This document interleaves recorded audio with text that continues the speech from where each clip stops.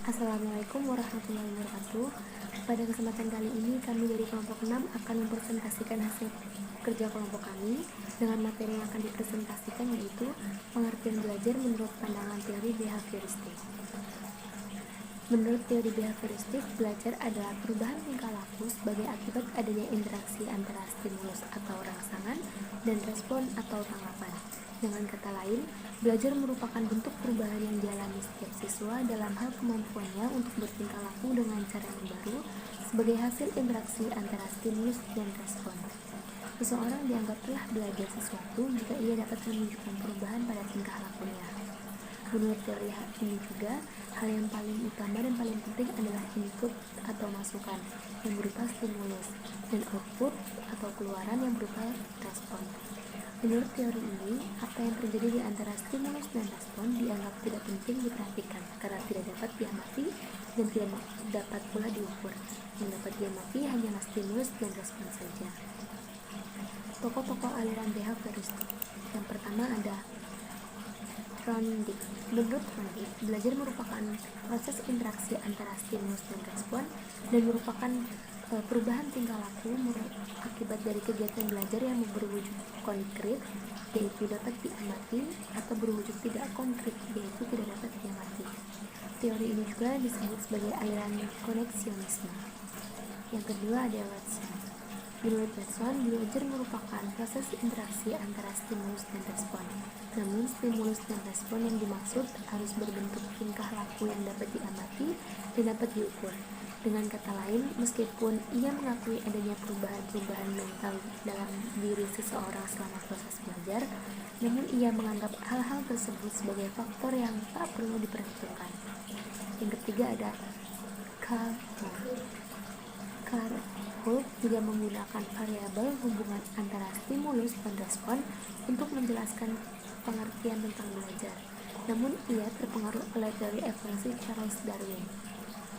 Baginya, seperti teori evaluasi, semua fungsi tingkah laku bermanfaat terutama untuk menjaga kelangsungan hidup manusia. Yang keempat ada Edwin Carlin. Ia juga menggunakan variabel stimulus dan respon. Namun ia mengemukakan bahwa stimulus tidak harus berhubungan dengan kebutuhan atau pemuasan biologis sebagaimana Carl Holt. Ia juga mengemukakan bahwa respon yang muncul sifatnya lebih kuat dan bahkan menetap. Maka diperlukan berbagai macam stimulasi yang berhubungan dengan respon tersebut. Yang kelima ada Skinner. Konsep-konsep yang dikemukakan oleh Skinner tentang belajar mampu mengungguli konsep-konsep lain yang dikemukakan oleh para tokoh sebelumnya. Ia mampu menjelaskan konsep belajar secara sederhana, namun dapat menunjukkan konsepnya tentang belajar secara lebih komprehensif. Menurutnya, hubungan antara stimulus dan respon yang terjadi melalui interaksi dalam lingkungannya yang kemudian akan menimbulkan perubahan tingkah laku tidaklah sederhana yang digambarkan oleh para tokoh pelakunya. Prinsip dalam teori belajar behavioristik. Yang pertama, reinforcement atau penguatan dan punishment atau hukuman. Penguatan adalah proses belajar untuk meningkatkan kemungkinan dari sebuah perilaku dengan memberikan atau menghilangkan rangsangan. Prinsip penguatan dibagi menjadi dua, yaitu penguatan positif dan penguatan negatif. Penguatan positif adalah suatu rangsangan yang diberikan untuk memperkuat kemungkinan munculnya suatu perilaku yang baik sehingga respon menjadi meningkat karena diikuti dengan stimulus yang mendukung. Contohnya, seorang anak pada dasarnya memiliki sifat pemalu yang dimintai maju ke depan kelas untuk menceritakan sebuah gambar yang dibuatnya sendiri. Kedua, penguatan negatif. Penguatan negatif adalah peningkatan frekuensi suatu perilaku positif karena hilangnya rangsangan yang merugikan atau tidak menyenangkan. Contohnya, seorang ibu sedang memarahi anaknya karena tidak membersihkan tempat tidur. Tetapi suatu pagi si anak tersebut membersihkan tempat tidur tanpa disuruh ibunya. Pada akhirnya si anak semakin rajin membersihkan tempat tidurnya diiringi berkurangnya frekuensi sikap kemarahan ibunya. Hukum positif dan negatif punishment. Punishment positif adalah kejadian suatu perilaku yang diikuti penyajian stimulus tidak menyenangkan dan membuat tingkah laku yang tidak diinginkan tidak muncul kembali di masa yang akan datang. Punishment negatif merupakan kejadian suatu perilaku yang diperkuat dengan penghilangan stimulus dan membuat tingkah laku yang tidak diinginkan tidak muncul kembali di masa yang akan datang. Primary and secondary reinforcement atau penguat primer dan penguat sekunder. Penguat primer merupakan penguat secara alami yang tidak memerlukan pembelajaran untuk menghasilkan efek menyenangkan. Sedangkan penguat sekunder merupakan penguat yang diperoleh dari hasil pembelajaran atau berupa pengalaman. Schedule of reinforcement atau jadwal penguatan merupakan jadwal untuk menentukan kapan sebuah perilaku akan dikuatkan. Terdapat 4 jadwal pemberian penguatan positif antara lain pertama, fixed ratio atau jadwal rasio tetap, yang merupakan penguatan positif yang diberikan untuk memperkuat perilaku setelah sejumlah respon. Yang kedua, variable ratio atau jadwal rasio bervariasi, yang merupakan penguatan positif yang diberikan setelah respon muncul beberapa kali, tetapi dalam basis yang tidak tetap dan tidak dapat diprediksi. Fixed interval atau jadwal interval tetap, di mana objek menyadari waktu kapan ia akan menerima penguat positif, sehingga selama jangka waktu dia tidak menerima penguat positif, respon objek akan berkurang, kemudian akan meningkat lagi ketika mendekati waktu mendapat penguat positif. Keempat, variable interval atau jadwal interval bervariasi, di mana suatu respon diperkuat setelah sejumlah variasi waktu berlalu. Yang keempat adalah contingency management. Contingency management merupakan prinsip yang berhubungan dengan kesehatan mental seseorang.